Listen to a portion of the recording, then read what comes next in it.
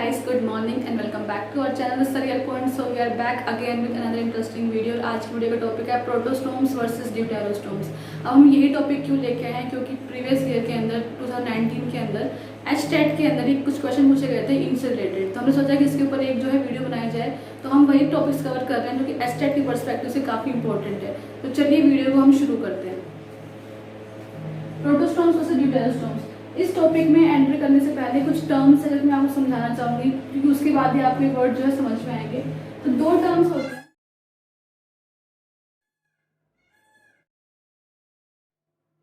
Protozoan और एक term आपका होता है मेटाजोन। क्योंकि आप बायो के बच्चे हो तो आपने ये वर्ड तो सुने ही होंगे, पर इनमें डिफरेंस क्या है वो हमें समझना है।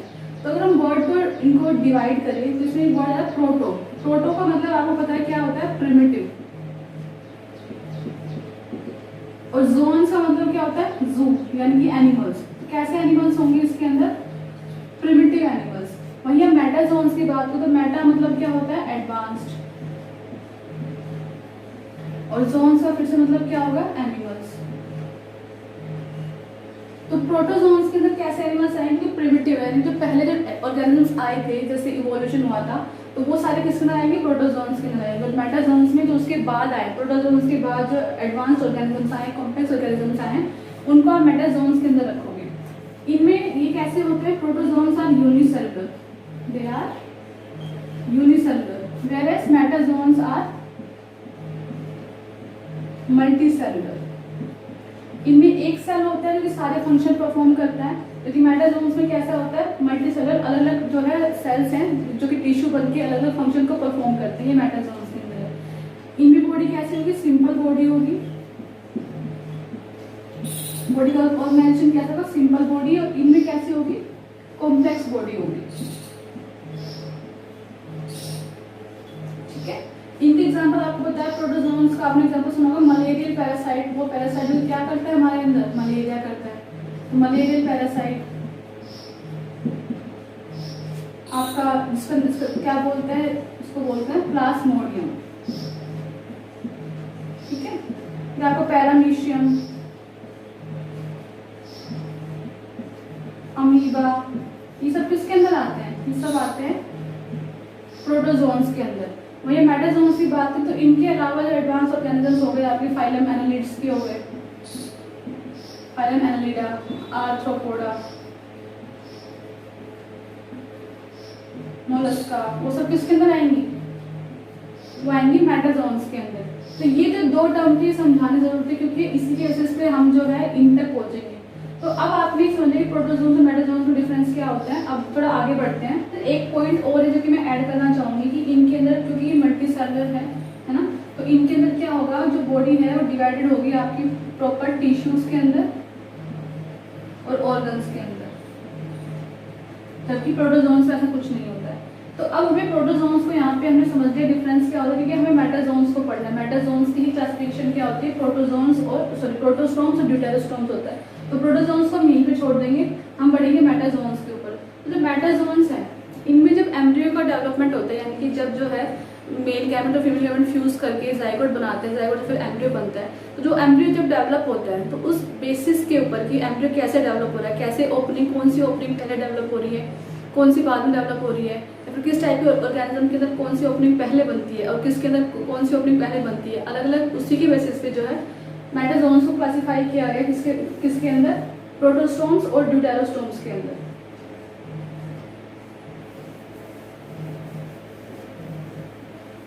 ठीक है, तो जो मेटाजोन्स हैं, मेटाजोन्स को, ये हमारे पास मेटाजोन्स है, तो इनको जब इनके अंदर एम्ब्रियो डेवलप हो रहा होता है उस time on the basis of, किसके बेसिस पे, on the basis of embryo development, कि एम्ब्रियो कैसे डेवलप होता है, उसी के बेसिस के ऊपर मेटाजोन्स को टू टाइप्स में क्लासिफाई किया गया है। पहला कौन सा है, पहला है प्रोटोस्टोम्स, और दूसरा कौन सा है, दूसरा है ड्यूटेरोस्टोम्स। पहले हमने ये समझ लिया कि प्रोटोजोन्स और मेटाजोन्स क्या होते हैं। फिर प्रोटोजोन्स को हमने जो है आगे कंटिन्यू नहीं किया, क्योंकि हमें ये टॉपिक पर आना था। ये टॉपिक किसका पार्ट है, मेटाजोन्स का, यानी कि ये दोनों किसके अंदर आते हैं, हैं, मेटाजोन्स के अंडर आते हैं। अब मेटाजोन्स के अंदर जो एम्ब्रियो डेवलप होता है तो उसके बेसिस पर कि एम्ब्रियो कैसे डेवलप हो रहा है, क्या प्रोसेस है, उसके बेसिस के ऊपर मेटाजोन्स को 2 टाइप में क्लासीफाई किया गया है। पहला है प्रोटोस्टोम्स और दूसरा है आपका ड्यूटेरोस्टोम्स। तो अगर हम प्रोटो की बात करें, फिर से वर्ड कौन सा आ गया, प्रोटो आ गया। प्रोटो का मतलब क्या होता है, प्रिमिटिव। क्या होता है, प्रिमिटिव बोल सकते हैं, क्या बोल सकते हैं, प्राइमरी, है ना। और स्ट्रोमा का मतलब क्या होता है, स्ट्रोमा का मतलब होता है ओपनिंग। तो आपको वर्ड, अगर आपको वर्ड ब्रेक करना आ गया तो उसके बाद आपके लिए जो है टॉपिक को समझना आसान हो जाता है। फिर आपको डिटेल में इतना आप वर्ड को ब्रेक कर लो तो आपको एक बेसिक रहेगा, बेसिक आइडिया रहेगा कि हाँ इसका क्या मतलब हो सकता है। तो प्रोटोस्टोम्स के अंदर क्या आएंगे, ऐसे ऑर्गेनिजम्स जिनके अंदर कैसी ओपनिंग है, प्रिमिटिव ओपनिंग है या फिर प्राइमरी ओपनिंग है।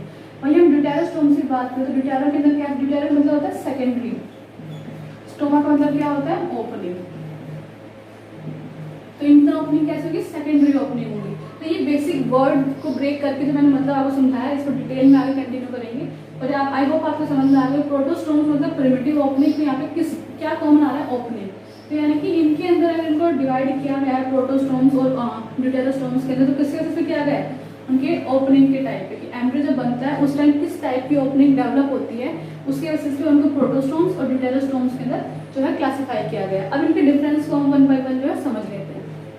तो अब अगर हम इनके डिफरेंस को देखते हैं तो डिफरेंस क्या होता है। डिफरेंस में पहला प्रोटोस्टोम्स, अब हमें पहला पॉइंट है ब्लास्टोपोड डेवलप्स इनटू माउथ फर्स्ट। यानी कि अगर हम प्रोटोस्टोम्स की बात करें तो प्रोटोस्टोम्स के अंदर पहले क्या बनता है, माउथ बनता है। ये बहुत इंपॉर्टेंट पॉइंट है, आपको याद रखना, मेन पॉइंट है डिफरेंस। अगर आपको डिफरेंस करना है किसके बीच में, प्रोटो ड्यूटेरो के बीच में, कि प्रोटोस्टोम्स के अंदर क्या बनता है, पहले माउथ बनता है। और वहीं अगर हम ड्यूटेरोस्टोम्स की बात करें तो क्या बनता है, एनस पहले बनता है।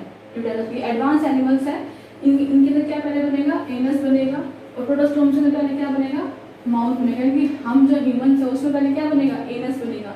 जो प्रिमिटिव एनिमल्स उनमें पहले क्या बनता है, माउथ बनता है। और आपको एक वर्ड यहाँ पर दिखाई दे रहा होगा, ब्लास्टोपोड। तो क्वेश्चन उठता है कि ब्लास्टोपोड क्या होता है। मैंने लिखा है ब्लास्टोपोड डेवलप्स इनटू माउथ फर्स्ट, और इनके अंदर ब्लास्टोपोड डेवलप्स इनटू एनस फर्स्ट। ब्लास्टोपोड क्या होता है, जब एम्ब्रियो डेवलप हो रहा होता है मेटाजोन्स के अंदर, तो उस टाइम में पहले वो एक ओपनिंग बनाता है। तो एम्ब्रियो से डेवलप होने जो पहली ओपनिंग होती है उसको बोलते हैं ब्लास्टोपोड। तो blastopod is the first opening form from the embryo. अब ये जो पहली ओपनिंग बनती है, अगर ये ओपनिंग माउथ बना ले तो प्रोटोस्टोम बनता है। अगर ये ब्लास्टोपोड जो है एनस बना ले तो ड्यूटेरोस्टोम्स के अंदर आता है। ठीक है।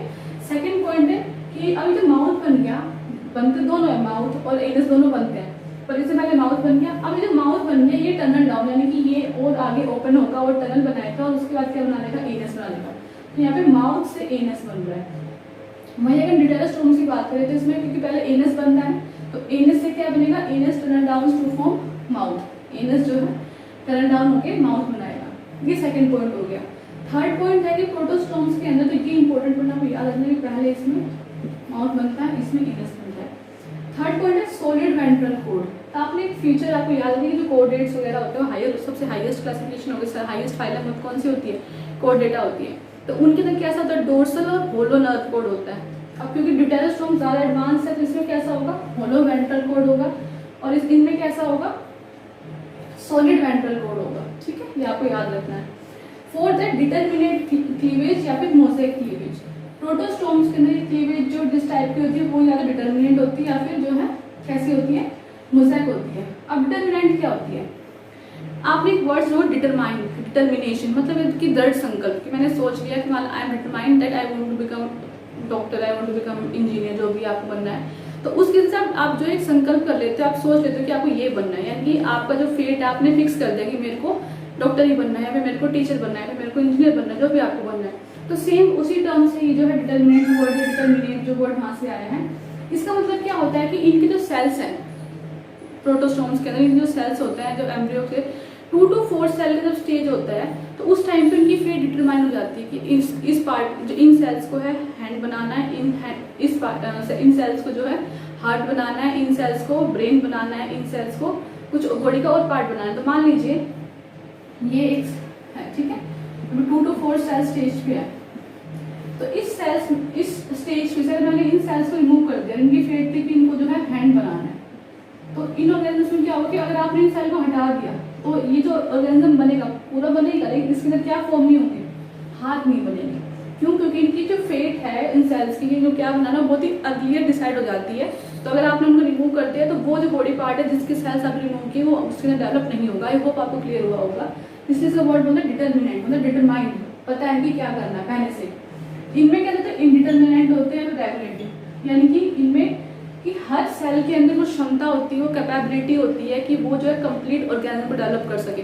हाँ, एक स्टेज के बाद जाके फिक्स हो जाती है फेट कि आपको कि इस सेल को ये डेवलप करना है, ये बॉडी पार्ट डेवलप करना है, लेकिन एक लिमिट तक जो है, जैसे इसमें 2 to 4 सेल में डिटरमाइन आते हैं, इसमें ऐसा नहीं होता। इसमें जो है हर सेल के अंदर वो कैपेसिटी होती है कि वो एक नया ऑर्गेनिज्म को डेवलप कर सके। हम स्टेम सेल्स सुने होंगे कि आपने उन सेल्स को अलग कर दे तो उस सेल की तो कैपेसिटी है कि वो पूरा कंप्लीट एम्ब्रियो है, कंप्लीट ऑर्गेनिज्म डेवलप कर सके। इसलिए बोलते हैं इनडिटर्मिनेट, यानी कि फेट जो है रेगुलेट नहीं है, फेट जो है फिक्स नहीं है।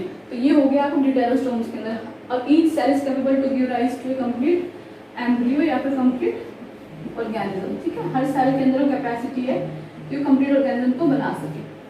क्लियर है? तो ये सेकंड इंपॉर्टेंट पॉइंट हो गया। नेक्स्ट है, इनको सीजोसिलोमेट्स बोलते हैं। अब सीजोसिलोमेट्स क्या होता है, यानी कि वर्ड देखो सीलम आ रहा है, तो इनमें सीलम कहाँ से बनती है, मीजोडर्म से बनती है, इसलिए इनको हम क्या बोलते हैं, सीजोसिलोमेट्स। तभी इनको हम क्या बोलते हैं, बोलते एंट्रोकोकस। एंट्रोकोकस क्यों? क्योंकि इनकी सीलम कहाँ से बनेगी, आर्केंटेरन। आर्केंटेरन में टाइप की कैविटी होती है ना, तो इनमें आर्केंटेरन से क्या बनती है, सीलम बनती है, जिसको एंट्रोकोकस, एरोन वर्ड यहाँ से आया, एंटेरोन जो है एंट्रो यहाँ से आ रहा है, एंट्रोन से एंट्रोकोकस, और यहाँ पे जो है मीजोडर्म से बने स्पाइरोसिलोमेट। अब यहाँ तक तो आपने समझ लिया डिफरेंस क्या है। बेसिक डिफरेंस क्या है कि प्रोटोस्टोम में माउथ पहले बनता है, इसमें एनस पहले बनता है। माउथ से एनस डेवलप होगा, इसमें एनस से माउथ डेवलप होगा। ठीक है, और एक इंपॉर्टेंट पॉइंट क्या था कि इनमें की डिटर्मिनेंट होती है, इनमें क्या होती है, इनडिटर्मिनेंट होती है, फिक्स नहीं होती, इनमें फिक्स होती है। अब आते हैं एग्जाम्पल। तो एग्जाम्पल इंपॉर्टेंट है और वहीं पे उसी से क्वेश्चन बना था कि आपको जो क्वेश्चन दे दिया गया था कि which are the examples of deuterostomes, तो आपको बताना था, 4 ऑप्शन दिए थे, आपको बताना कौन कौन से एग्जाम्पल जो है किसके हैं, ड्यूटेरोस्टोम्स के हैं। तो इस एग्जाम्पल हम देख लेते हैं, एग्जाम्पल पे आपको जो है ध्यान दे रहे हैं किसके क्वेश्चन बनते हैं। तो इस एग्जाम्पल है, पहले इस एग्जाम्पल देखते हैं क्योंकि ये जो है लिमिटेड एग्जाम्पल है, उसके इसके अलावा जो बच जाते हैं वो सारे किसके अंदर आएंगे, प्रोटोस्टोम्स के अंदर आएंगे। ड्यूटेरोस्टोम्स में कौन कौन से आते हैं, आपके 3 फाइलम आते हैं, आपका टोटल जो है 11 फाइलम है ना। और लास्ट के 3 फाइलम कौन कौन सी है आपके यहाँ, इकाइनोडर्मेटा, हेमिकोडेटा और कोडेटा, यानी कि 9th 10th 11th जो फाइलम है आपकी वो किसके अंदर आएगी, वो आएगी ड्यूटेरोस्टोम्स के अंदर। इकाइनोडर्मेटा, हेमिकोडेटा और कोडेटा किसके अंदर आती है, ड्यूटेरोस्टोम्स। इनके अलावा जो बाकी 8 फाइलम बची है आपकी, कौन कौन सी, Porifera, Coelenterata, Ctenophora, Arthropoda, Annelida, Nematoda, Mollusca, ये सब किसके अंदर आएंगी, ये आएंगे आपके प्रोटोस्टोम्स के अंदर। ठीक है, ये आपको याद रखना कि इसमें से 3 फाइलम आती हैं, इकाइनोडर्मेटा, हेमिकोडेटा और कोडेटा, out of the total 11 phylum. ठीक है, अब इनको हम एक एक करके डिस्कस करेंगे क्योंकि इनके एग्जाम्पल पूछ लेते हैं कि हेमिकोडेटा के एग्जाम्पल पूछ लेंगे कि हेमिकोडेटा के एग्जाम्पल बताओ, या फिर इसको किसका एग्जाम्पल पूछ लेंगे। तो इनको हम आगे और डिटेल में पढ़ते हैं कि क्वेश्चन जो है इसी से थोड़ा फ्रेम हुआ था।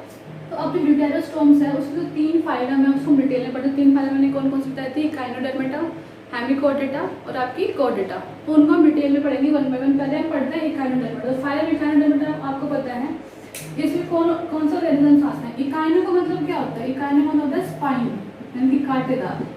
ठीक है, और डर्मा मतलब क्या होता है, बॉडी। तो इनकी बॉडी कैसी होती है, स्पाइन से, यानी कि नुकीली में से कांटे कांटे होते हैं। एग्जाम्पल से इकाइनस आपने सुना होगा। ठीक है, तो इसका मतलब यानी कि इस फाइलम के अंदर ऐसे ऑर्गेनिजम्स आते हैं जिनकी बॉडी पे क्या होता है, स्पाइन प्रेजेंट होते हैं, स्पाइन बॉडी होती है इनकी। मेनली कैसे ऑर्गेनिज्म होते हैं, मरीन होते हैं, इनकी जो है कैसे पाए जाते हैं, मरीन वाटर के अंदर रहते हैं। ट्रिप्लोब्लास्टिक होते हैं। ट्रिप्लोब्लास्टिक का ही होप आपको मतलब पता होगा। ट्रिप्लोब्लास्टिक मतलब ऐसे ऑर्गेनिज्म जिनके अंदर की तीनों लेयर प्रेजेंट है, एंडोडर्म, एक्टोडर्म और मेसोडर्म, तीनों लेयर प्रेजेंट होती है, उनको बोलते हैं ट्रिप्लोब्लास्टिक। सिलोमेट यानी कि क्या प्रेजेंट है, सिलोम प्रेजेंट है, सिलोम एब्सेंट नहीं है, उनकी प्रेजेंट होती है तीनों ऑर्गेनिजम्स के अंदर। सिमेट्री कैसी होती है, बाइलेटरल। अच्छा, यहाँ पे जो है इंपॉर्टेंट पॉइंट आपको याद रखना क्योंकि इससे भी क्वेश्चन बनता है।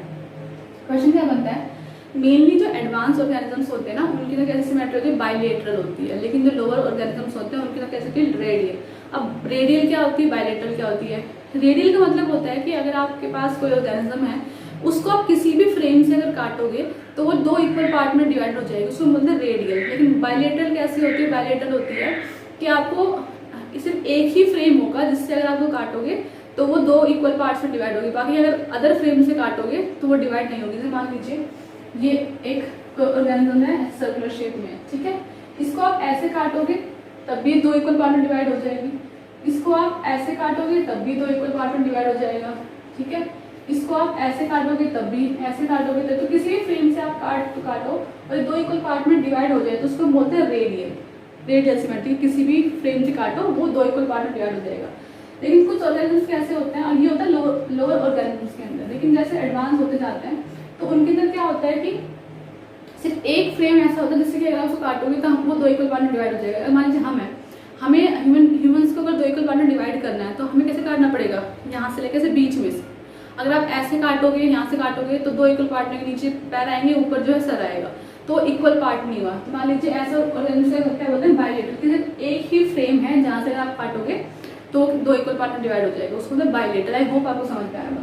तो जो भी एडवांस ऑर्गेनिजम्स हैं वो कैसे होते हैं, बाइलेटरल होते हैं। लेकिन यहाँ पे एक्सेप्शन है, इकाइनोडर्मेटा जो है कैसे ऐसे एडवांस फाइलम है, लेकिन इसके जो अडल्ट्स होते हैं वो कैसे होते हैं, रेडियल होते हैं, यानी कि उनको आप किसी भी फ्रेम से काटो वो 2 इक्वल पार्ट में डिवाइड हो जाएंगे, तो ये एक्सेप्शन है। और इसके लार्वल फॉर्म कैसे होते हैं, वो बाइलेटरल होते हैं। तो लार्वल फॉर्म इसमें 2 टाइप की सिमेट्री मिलती है, लार्वल फॉर्म के अंदर बाइलेटरल, ठीक है, और अडल्ट्स के अंदर कैसे होते हैं, रेडियल। एग्जाम्पल इसका स्टारफिश। स्टारफिश कैसे होते हैं, स्टार ऐसे होते हैं, है ना, तो इसको आप ऐसे काटो, ऐसे काटो, ऐसे काटो, या कैसे भी काटो वो 2 इक्वल पार्ट में डिवाइड हो जाएगा। तो अडल्ट्स इसमें रेडियल होते हैं, तो ये एक्सेप्शन है, क्योंकि बाकी सारी फाइलम कैसी होती हैं, बाइलेटरल होती है। तो ये इसमें अडल्ट्स रेडियल होते हैं। एग्जाम्पल है इकाइनोडर्मेटा का स्टारफिश, सी कुकुम्बर और सी लिली। तो ये हो गया फाइलम आपकी इकाइनोडर्मेटा। अब पढ़ते हैं दूसरी फाइलम जो कि डिटेल्स्टोम एग्जाम्पल है, वो है हेमिकोडेटा। हेमी का मतलब क्या होता है, हाफ होता है ना, हेमी मतलब हाफ, और कोडेटा तो एक अलग से फाइलम है, यानी कि इनमें कुछ फीचर्स ऐसे हैं जो कि कोडेटा से मिलते हुए होंगे, तो इसी से नाम रखते हैं हेमिकोडेटा। पहले इस फाइलम को जो है एक अलग से फाइलम में क्लासिफाई नहीं किया गया था, इसको जो है फाइलम कोडेटा के अंडर एक सब फाइलम बना दिया गया था, क्योंकि फीचर्स कुछ फीचर्स कोडेटा से मिलते जुलते थे और बाकी फीचर्स जो थे हम इतना आइडेंटिफाई नहीं कर पाए थे। तो हमने क्या किया, इस फाइलम को अलग से नहीं बनाया बल्कि एक सब फाइलम बना दिया, किसके अंदर, कोडेटा के अंदर। पर बाद में कुछ फीचर्स इसके और आइडेंटिफाई हुए और इसके बारे में स्टडी की गई, तब पता चला कि ये कोडेटा से इसके काफी फीचर्स ऐसे भी हैं जो कि अलग है। तो उसके बाद इसको एक अलग सब फाइलम से हटा के इसको एक फाइलम में ही रख दिया गया, और वो फाइलम का नाम क्या रख दिया गया, हेमिकोडेटा।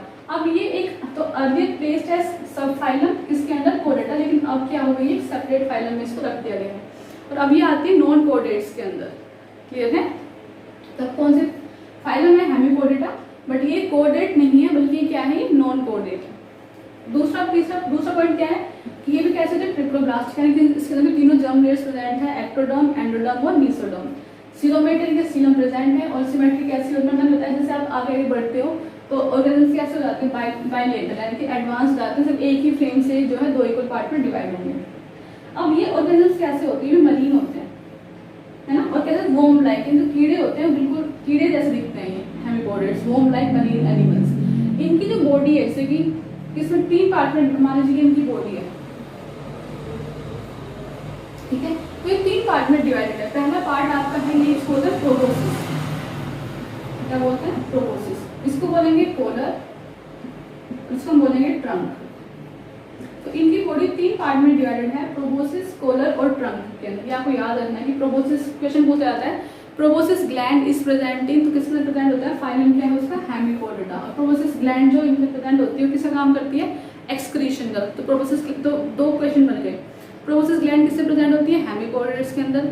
सेकंड क्वेश्चन की प्रोबोसिस ग्लैंड का फंक्शन क्या होता है, तो क्या फंक्शन होता है, ये तो नॉर्मल ऑर्गन है, लेकिन अगर प्रोबोसिस ग्लैंड का पूछ ले तो क्या फंक्शन हो जाएगा, इसका फंक्शन हो जाएगा एक्सक्रीशन, ठीक है, ये आपको याद रखना है। इससे एग्जांपल कौन से, इससे एग्जांपल होता है बेलेनोग्लोसिस और साइकोग्लोसिस। और ये भी थर्ड क्वेश्चन, पहला क्वेश्चन, सेकंड क्वेश्चन, अब थर्ड क्वेश्चन क्या है, थर्ड ये आता है कि क्वेश्चन दे देंगे कि बेलेनोग्लोसिस इज एग्जांपल ऑफ, आपको ऑप्शन दे दिया कोडेट्स, इकाइनोडर्मेटा, यूरोकोडेटा या फिर सेफेलोकोडेटा। तो अब एग्जांपल या और एक दिया आपको हेमिकोडेटा, तो किससे एग्जांपल होगा, ये होगा हेमिकोडेटा। तब ध्यान रखना बेलेनोग्लोसिस, ठीक है, किसका एग्जांपल है, हेमिकोडेटा का। अब हमारे पास थर्ड फाइलम जो बचती है वो है फाइलम कोडेटा। अब फाइलम जो कोडेटा है उसको 3 सब फाइलम में डिवाइड किया गया है। पहली है कौन सी, यूरोकोडेटा, सेकंड है सेफेलोकोडेटा और थर्ड है वर्टिब्रेटा। तो उसी के बारे में हम पढ़ लेते हैं अभी। तो फाइलम कोडेटा को अगर हम देखें, थर्ड फाइलम कौन सी है, फाइलम कोडेटा। तो कोडेटा का नाम कहाँ से पड़ा है, तो कोडेटा का नाम पड़ा नोटोकोड से, यानी कि इन ऑर्गेनिजम्स के अंदर क्या प्रेजेंट होता है, नोटोकोड। और नोटोकोड वर्ड से को क्या बोला गया, कोडेटा। तो ऐसे ऑर्गेनिजम्स जिनके अंदर ये नोटोकोड प्रेजेंट होंगे वो किस में रखे जाएंगे, कोडेटा के अंदर, और जिसमें नहीं होंगे उसको इसमें रखेंगे नॉन कोडेट्स के अंदर, या फिर फाइलम नॉन कोडेटा के अंदर। अब फाइलम कोडेटा के कुछ फीचर्स हैं जो कि ये फीचर्स अगर प्रेजेंट होंगे तभी वो ऑर्गेनिजम्स को हम इस फाइलम में रखेंगे। पहला क्या है कि नोटोकोड क्या होना चाहिए, प्रेजेंट होना चाहिए। ये सबसे इंपॉर्टेंट फीचर कि नोटोकोड अगर प्रेजेंट है तो कोडेट्स का वो ऑर्गेनिज्म है।